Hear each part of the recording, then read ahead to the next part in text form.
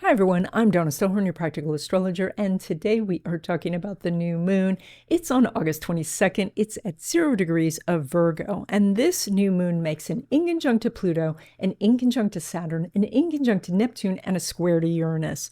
And so all of that can help you feel inspired, but also very distracted. And so let's talk about a strategy that you can win with this energy.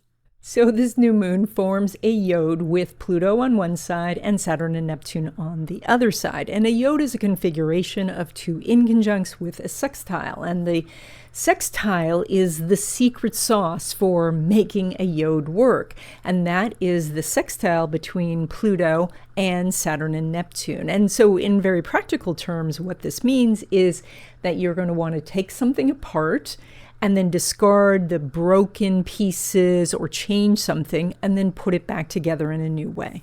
So right now, the solution to whatever problem you're trying to solve, whether that is with a decision, a routine, something about your work or a relationship, comes when you disassemble either how you got to this place or the building blocks that you use to say these are absolutes that have to happen to make this happen. When you take all of that apart and you lay it out in front of you, it becomes obvious what part is not working and you have a breakthrough. Now, all of that's pretty straightforward, but there is a problem with this chart, and that is the square to Uranus. And so with this square to the new moon, it's like there's something on the corner of your eye, and it's jumping up and down trying to get your attention. And so there's some sort of distraction.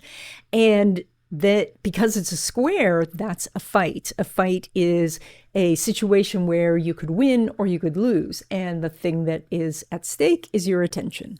So, but I'm going to tell you how to win with this energy, and that is because Uranus makes a trine to Pluto and a sextile to Saturn and Neptune. So when that little jumping thing starts to distract you, turn and give it your full attention and ask yourself, why is this thing trying to get my attention? What is compelling me to watch this video or listen to this podcast or talk to this person? Or how does this relate to what I am working on at this moment? You see, this new moon could give you vital information on the problem that you're working on, and it could come from some out-of-the-way source and that you would normally call a distraction that actually turns out to be the answer. And if you would like to know more about what's ahead for you in 2025 and 2026, I do readings. There's a link in the description. Okay, Gemini, this new moon in Virgo at 0 degrees indicates that there's something new going on at home. That can mean that you are getting like some new furniture or doing some renovations, or maybe you're getting a roommate, or you're moving somebody in, or you're even thinking about changing residences. This could be some big announcement also with a family member that does ripple and affect your life as well. Now, when it comes to love relationships, specifically new love, Mercury's not making an aspect with Venus, and we've got a ton of energy that is around home and family. So it's necessary for you to get out into the world, and yet you're going to kind of feel pulled to stay home. And so that's what's kind of holding back the process.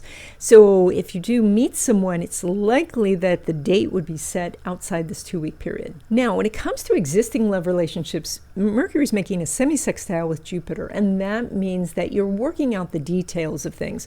That usually means that there's some big project or something that now needs to be broken down into the smaller little tasks. And then it's time to divvy up the tasks. And so that's kind of what the discussions are around, or the focus is who's doing what and what's the most efficient way to do those things. Now, when it comes to your money, you pull money from the moon, and that moon right at the base of your chart indicates that you might be thinking about some sort of real estate investment or making money through your home, maybe by renting out part of your home, or perhaps you are gathering with family members to talk about some real estate or doing some sort of real estate sort of investments with your money in general. So, or this could mean that you're thinking about how to make money at home, and that could be just a work at home job or starting a home business. There's also a lot of energy here about doing something new about the foundation that you have. And that's, like what kind of savings account you have, what's the emergency fund like. Now, when it comes to money from business or from investments, the moon's making an inconjunct with Saturn. That is that you make the most money when you tackle those tasks that you have been putting off because they're just not that fun to do. These are the things that maybe you can't quite delegate, or delegating seems to take as much time as doing them. And so it's necessary for you to make some sort of adjustment. And when you make that adjustment, then the money comes in. Now, when it comes to money derived from career, so that's a paycheck, you have some very powerful energy here, because even though we don't see a Moon-Mars connection, you've got a connection with Saturn, a connection with Neptune, a connection with Pluto, and a connection with Uranus. That's a lot. And that means that there's avenues to what you want. It may not be the straight avenue. In fact, it's not going to be, because these are inconjuncts and squares. But there is an avenue to get what you want. And so, sitting down with your supervisor to talk about the different routes to getting either the title you want or the more money, or and if you're looking for another job, you have some possibilities here. They may not be exactly what you were expecting, so you want to ask a lot of questions when you are interviewing. Okay, in the third section of this video, I have a couple of announcements, and then we're going to continue talking about finding the hidden money in your chart. So we are approaching September, and September this year is eclipse season, and eclipses are what cause people's lives to change. So this year I'm giving a Zoom class on what this eclipse is all about. And so if you would like to know how it could affect your life and what eclipses mean in general, consider doing this class. This class is also going to be recorded if the time doesn't work out exactly for your schedule. And so there is a link in the description to register for this class. And then I wanted to let you know that the next New Month Wishes class is going to be on September 1st. There is a link to that class, to register for that class, in the description. And then all members of this channel get special access to deep dive astrology videos, feng shui videos, and also they get a playlist of the tutorials that we are doing in the third sections. So if you want to become a member, that join button is right by the subscribe button. So let's continue our discussion about finding the hidden money in your chart. And by the way, there is a video course on this topic. There's a link in the description. So last time we talked about the different money houses. I thought we would shift gears a little bit this time and talk about some of the planets. And specifically, I want to talk about Pluto, Jupiter, and the Sun. And so when Pluto and Jupiter are coming together and they are talking to one another, then you have ambition. When the Sun and Jupiter come together and talk to one another, then you have confidence. And when all three of these come together, you are unstoppable. Now, there are different ways that planets can talk to each other. There can be a communication happening in your natal chart, through your progressions, through transits, or through a derivative chart. But let's just first start with how planets do talk to each other, and that is through aspects. And so think of yourself at, say, a large party, and you can talk to people who are around you. But if you know someone well, you can actually communicate with that person clear across the room because you know each other. So through your gestures or facial expressions, you can get the message across.